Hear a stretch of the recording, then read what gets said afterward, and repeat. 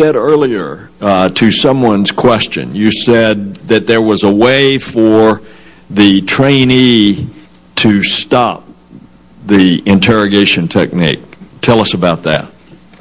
In all of the school programs that I have seen, there is a term that can be used for them to say, hey, I need to talk to someone, get them out of role, and an opportunity to bring them back online.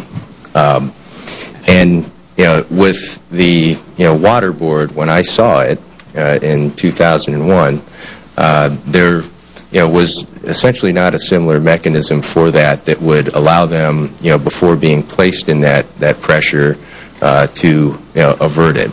And even with the specialists that you're talking about, the SEALs going through, it doesn't take very long, with that device to instill a very real fear of drowning, and death for anyone who's going through it, even if they know what the rules of engagement are, for using it during training.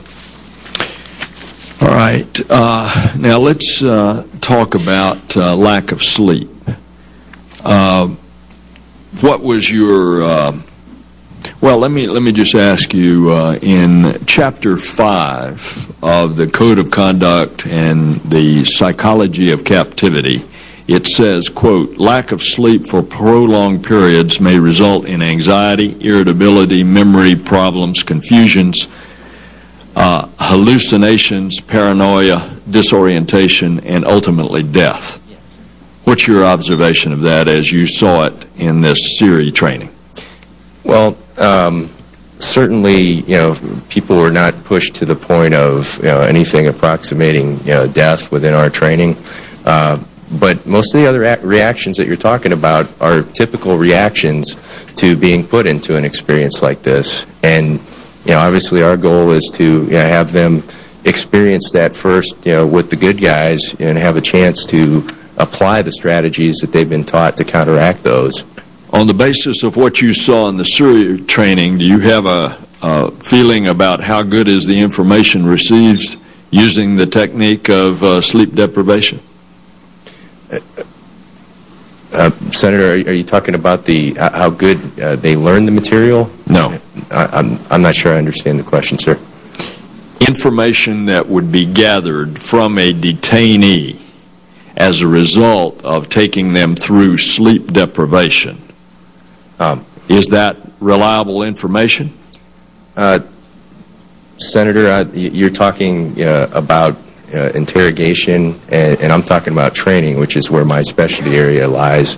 And I'm not sure that you don't have any observation, haven't seen the people deprived of sleep during training as to whether or not the information they would give is good or not?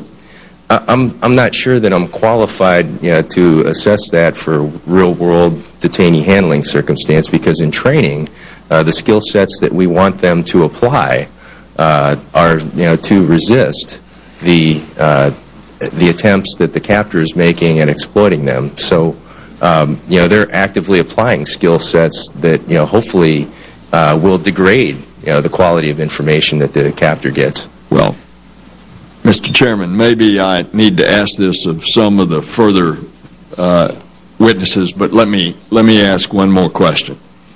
Under the Army Field Manual, the standard by which we are trying to put into law, the standard by which you can interrogate detainees, it says this: use of separation must not preclude the detainee getting 4 hours of continuous sleep every 24 hours. That's the standard in the Army Field Manual for detainees.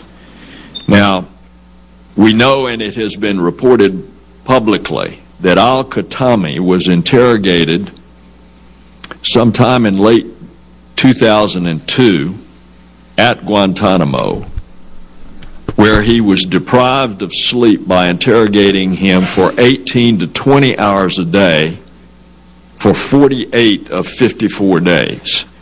And so what would be your opinion of his mental capacity when interrogated for that long?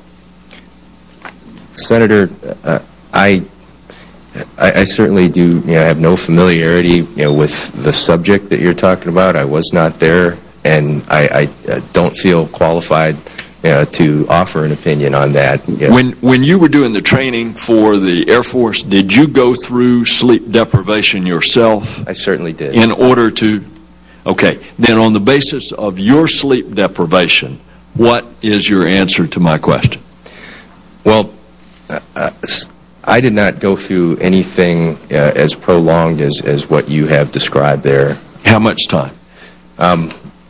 It certainly varies within the courses, but certainly in the range of 4 to 12 hours of sleep deprivation within a 24-hour period. Yes, sir. And you don't have any opinion as to my question? Well, you're asking me to try to. I'm asking your opinion. Yes, sir.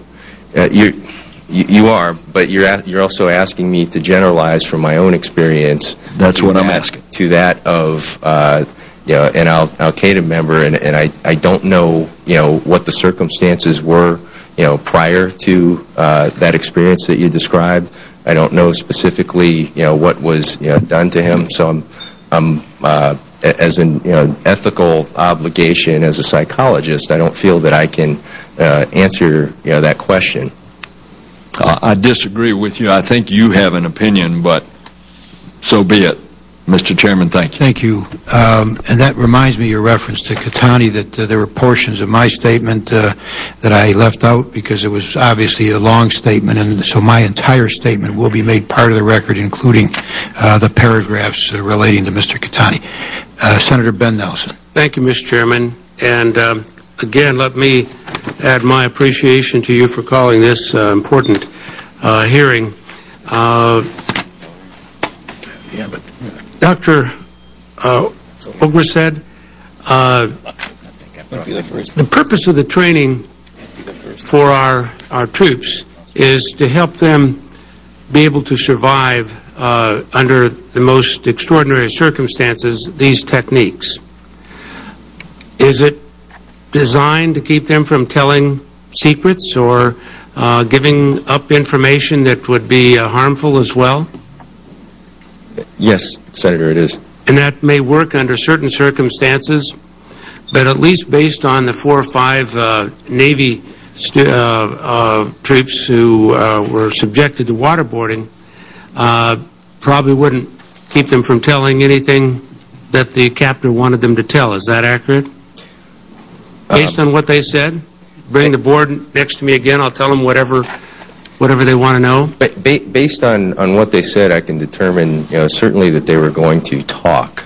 I don't necessarily know, what they would say, once they started talking, but certainly this would, get them talking, and what they were indicating was, they would do whatever they could to stay off of that situation. Well, and as somebody involved in the training,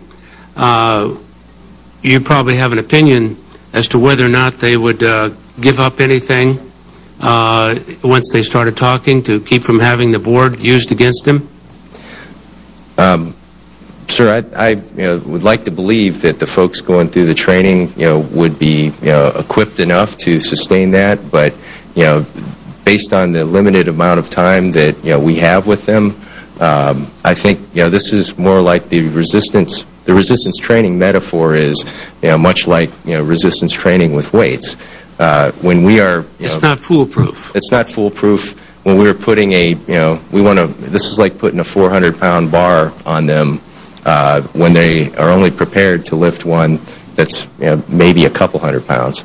But it's also safe to say that if they'll say anything to avoid having the board brought to them again, that they could give misinformation just as easily. They'd answer any question potentially that is presented to them, whether it's accurate information or not. Is that accurate? Yes, Senator, that's true. But the purpose is really not so much to keep them from giving up secrets, it's for their survival. Is that fair? Well, it's both.